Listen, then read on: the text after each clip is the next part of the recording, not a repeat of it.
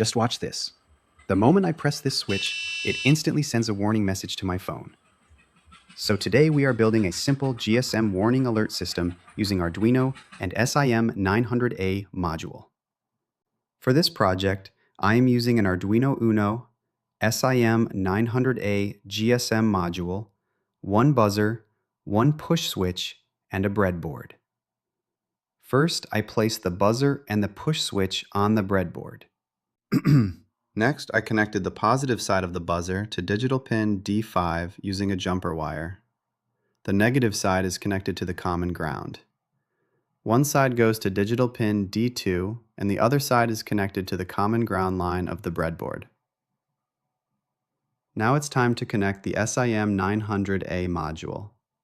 Here I connected TX to D7, RX to D8, and the ground pin to the common ground line.